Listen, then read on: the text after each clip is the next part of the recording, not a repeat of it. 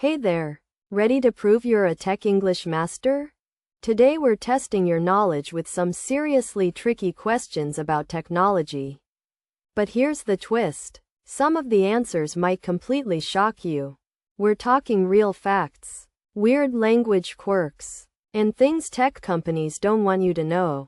Grab a pen, write down your answers, and let's see how many you get right. Ready? Let's go. Question 1. What does Wi-Fi actually stand for? A. Wireless fidelity. B. Wireless internet function. Or C. It's just a name. No one knows. Take 30 seconds. Think about it. What's your answer? The answer is A. Wireless fidelity. But here's the crazy part. Most people, including tech companies, stop using the full name because it sounds awkward. Did you know that in 1999, Apple invented the term iBook and called their internet connection Airport instead of Wi-Fi? That's why so many older English speakers still say the wireless instead of Wi-Fi. Language evolves, and technology English evolves even faster. Question 2. And this one catches everyone out.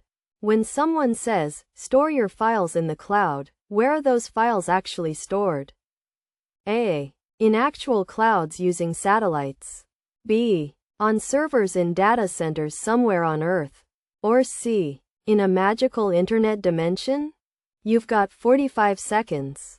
What's your guess? It's B. Your files are literally stored in massive data centers on the ground.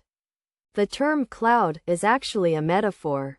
Kind of lazy naming, honestly. It comes from old network diagrams where engineers would draw a cloud symbol to represent the internet, which they didn't want to draw in detail.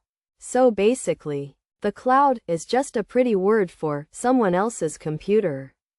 Mark Rosewater, a Microsoft engineer, later admitted it was confusing marketing.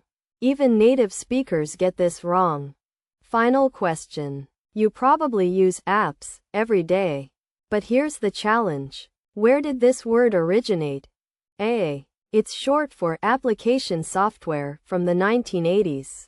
B. It's a modern word created by Steve Jobs in 2008. Or C. It came from Apple's marketing team randomly? Think carefully. 30 seconds. Go. The correct answer is A. App has been around since the 1980s in tech communities. But Steve Jobs made it mainstream when the iPhone App Store launched in 2008.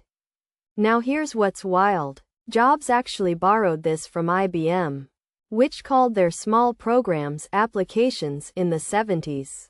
So when you say, I'm downloading an app, you're using tech jargon that's actually 50 years old. Congrats if you got all three.